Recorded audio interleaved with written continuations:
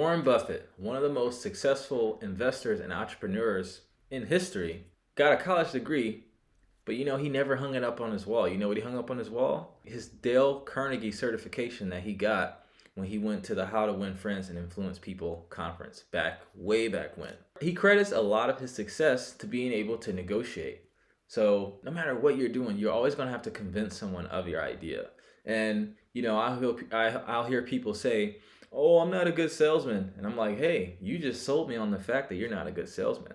So I feel like communication is one of the most important things in life, because no matter what you're doing, you're gonna have to communicate in some way, shape, or form, and it also helps you communicate better with yourself. I've been doing sales since way back when. I've sold everything from knives to vacuums to cars to telemarketing to credit card processing to makeup to gym memberships. The list goes on and on. This book review, we're going to be doing a review on my favorite sales/negotiating book of all time. And I've read all of them. This whole stack of books I have right here, you can't see them. They're all just sales and negotiation. So the author of this book is a gentleman by the name of Chris Voss. And he was the lead hostage negotiator for the FBI for like 40 years. So he had to convince people not to kill themselves, not to kidnap people, talking to terrorists, mass murderers, all kinds of crazy things, okay? So like I said in all the other book reviews, I've been reading a book a week since 2015. And everything I read in the book, I like to write down the notes. I like to compare reading a book to mining gold. Every book has a few golden nuggets. So your job is to read through the book and get the golden nuggets. And I like to write the golden nuggets down. So I'm going to read you the golden nuggets I got from Never Split the Difference. And I'm going to elaborate on it if it's not self-explanatory. And at the end, I'll give you my rating. So let's get right into it. The intention behind most mirrors should be, please help me understand. Every time you mirror someone, they will reword what they've said. So mirroring is basically like, so if you're talking to someone and they're closed and they have their arms folded, if you want to build more rapport, you fold your arms, because subconsciously they're going to be like, this person's like me. Same thing with anything else, anything that you can mirror. And that goes for voice tonality, body language, the words you say. Research. Deal with negativity by observing it, without reaction and without judgment. Then consciously label each negative feeling and replace it with a positive. So basically, like, people were being really, really hostile to them, and he would label the emotions, be like, "Oh, you seem like you're really, really upset, but I want to do this and this so I can make you feel such and such." He would take the negative and turn it to a positive without blaming them. List the worst things that the other party could say about you and say them before the other person can. Performing an accusation audit in advance prepares you ahead of time of negative dynamics before they take the root. And because these accusations often sound exaggerated when said aloud, speaking them will encourage the other person to claim that quite the opposite is true. So it was a story in the book where I think it was some construction. I think he gave his friend some advice on like talking to a contractor. And I think the supplies wasn't going to arrive on time, and he figured it out after he promised that it would. So instead of calling him and being like, "Hey man, I'm sorry that it's not going to arrive, such and such," so that the guy can be like, "Damn it, I knew this was going to happen, this and this and this," he called the guy and he accused himself first, and he was like, "Dude, you're going to think I'm stupid." He's like, "What?" Like, "Dude, you're going to think I'm an idiot. You're going to be pissed. It's going to be the worst thing ever." And he's like, "What?" He's like, "The equipment's not going to come." He's like, "Oh man, it's not that bad. Don't worry about it. I know you did everything you can." Like, you can't, it's hard for a person to, beat a dead horse when you're already accusing yourself. And that's why if you're mad at someone and they come up to you and be like, "Oh, I'm sorry I did this," and you're like, "No, it's not that bad. It's okay." But if you tell them first and they deny it, you're mad, and it's still the same situation. All right, moving on. No is the start of the negotiation, not the end. What it means is, I'm not ready to agree. You're making me feel uncomfortable. I don't understand. I don't think I can afford it. I want something else. I need more info. I want to talk it over with someone else. So in a lot of the sales books, I wish I'd have read this sales book before I read all the other ones. They always try to get people to say yes a few times. Like, "Oh, so if I can make the price this and this and that, you'll agree." Yes. Like it's even a book called Getting to Yes. But when you get a person to say no, you make them feel in control. And now you can get all the objections out of the way, is the idea. Then after pausing, ask solution-based questions or simply label their effect. What about this doesn't work for you? What would you need to make it work?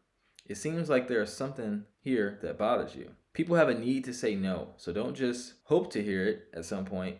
Get them to say it early. It was a story in the book where he was talking to a guy. He was trying to get a guy to do something. I don't recall what it was. But he was like, you seem like you don't like this job. And he was like, no, it's not that, it's this. Instead of trying to just convince him it, you kind of just get it out in the air. Good negotiators know that their job isn't to put on a great performance, but to gently guide their counterpart to discover their goal as his own. There's a story in the book where before he could become a hostage negotiator, they had him work on like the suicide hotlines. And he was he had this one call where he convinced this guy, and he was like, yeah, I guess you're right. And he went and asked his manager, so like, how did I do? And he's like, that was probably the worst call I ever heard. And he's like, the idea is you don't want to convince people. You want them to convince themselves that it was their idea, because then they'll change. Next point. In every negotiation, the result comes from someone else's decision. And sadly, if we believe that we can control or manage others' decision with compromise and logic, we're leaving millions on the table. That's pretty much the point I just elaborated on. You use a question that prompts a no answer, and your counterpart feels that by turning you down, he has proved that he's in the driver's seat. I already talked about that one above. If you're trying to sell something, don't start with, do you have a few minutes to talk? Instead, ask, is now a bad time to talk? Either you get yes, it's a bad time, followed by a good time, or no, it's not, in total focus. So, a tactic that I use in sales when I'm trying to get someone's number or email, it's easy for someone to say no. If you're like, hey, would it be cool if I call you, get your number and email? They may be like, ah. But if you're like, would it be inappropriate if I were to get your email? Because no one's going to want to say, yeah, it's inappropriate if you get my email. Moving on. Sometimes if you're talking to somebody who's not listening, the only way to get them to listen is to antagonize them to no. One way is to mislabel one of their emotions or desires. You say something you know is totally wrong, like, so it seems that you're really eager to leave your job, when clearly they want to stay. It forces them to listen, and it makes them comfortable saying no. That's not it. This is it. Another way to force no is to ask them what they don't want. I kind of just elaborated on that. If you're being ignored, contact them with a clear and concise, no-oriented question that suggests you are ready to walk away. Example, have you given up on this project? When someone's talking to you, to prove that you're listening, summarize what they said. A good summary is a combination of re-articulating the meaning, aka paraphrasing plus labeling. In a tough negotiation, it's not enough to show the other party that you can deliver the thing that they want. To get real leverage, you have to persuade them that they have something concrete to lose if the deal falls through. Pretty self-explanatory. To bend your counterpart's reality, you have to start with empathy. Start with an accusation audit, acknowledging all of their fears. By anchoring their emotions in preparation for a loss, you inflame the other side's loss aversion so that they'll jump at the chance to avoid it. Next, when confronted with naming your terms or price, counter by recalling a similar deal which establishes your ballpark. This is the example I gave in the book. If you're in a job interview and they're like, all right, so how much do you want to be paid? Instead of saying, I'm worth $110,000, say, all the top places at X, Y, and Z companies and this company, people in this job get between 130 to 170K. Pretty smart. Removing hostility from the statement, you can't leave, turning it into a question. What do you hope to achieve by going? So the example in the book that they gave, it was this guy in the hospital, and he needed to get some work done, and he was tired of just sitting in the hospital bed. So he got up to leave. So instead of telling them like, hey, you can't leave here, they asked him like, what do you hope to achieve by going? And maybe help him achieve that thing. Instead of asking some closed-ended question with a single correct answer, ask an open-ended question that forces the other guy to pause and think about how to solve the problem. Example, how am I supposed to do that? Best of all, he doesn't owe the kidnapper anything. The guy volunteers to put the girlfriend on the phone. He thinks it's his idea and that he's in control. So the example they're talking about, it was this guy who his girlfriend got kidnapped and they were trying to get her back. And, he talks about how if you ask someone to do something and they do it, now you owe them something. So instead of just doing that, he asked them like, man, how do I know she's alive? And then he grabbed the phone and let her talk, and he felt like it was his idea. So basically, like, let's say if you're trying to close a deal and you're a marketing agency and you want the person to pay $10,000, but the company wants you to pay you $8K. Instead of saying, no, I can't do this, I can't do that, can you pay me this, can you pay you that, giving them grounds to negotiate, you just say, it costs me this to do this, it costs me this to do that, I have to pay my guys this. Like, how am I supposed to do that? And just leave it at that. My co-founder does this all the time, naturally. If they can't say, oh, you can do it like this, then they kind of have to like relent. Phil Jackson used to say the key to having control is giving it up. Calibrated questions avoid words like can, is, are, do, or does. These are closed-ended questions that can be answered with a yes or no. It's best to start with what, how, and sometimes why. Who, when, and where will often get your counterpart to share a fact without thinking. Calibrated questions give your counterpart the illusion of control and inspire them to speak at length, revealing important info. Next one. When implementation happens by committee, the support of the committee is key. You have to identify their motivations, even if you haven't yet identified each member. Calibrated questions. How does this affect the rest of your team? Or how on board are the people not on this call? Or what do your colleagues see as their main challenges in this area? Next point. Once a hospital wanted me to name a price first. I said, well, if you go to Harvard, they're going to charge you $2,500 a day. No matter what, you want to sponge up info from your counterpart. Letting them anchor first will give you a tremendous feel for them. You just need to take the first punch. Next one. Always try to cover the black swan, which is the unknown unknowns that can change everything if known. There's usually 3.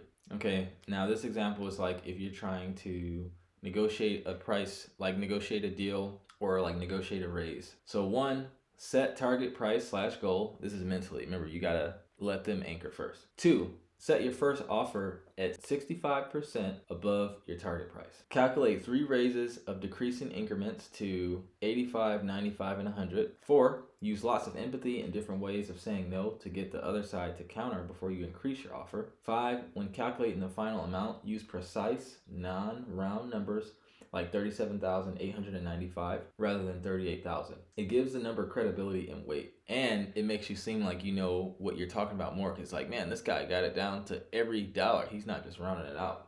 Psychological. And 5, on your final number, throw in a non-monetary item that they probably don't want to show that you're at your limit.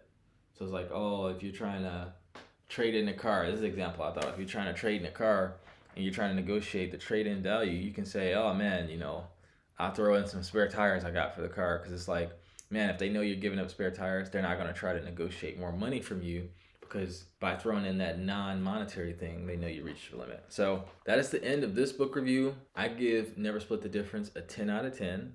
Definitely recommend for any entrepreneurs, any salesmen, or really just anyone, because it's really good to know how to communicate effectively. It's an easy read.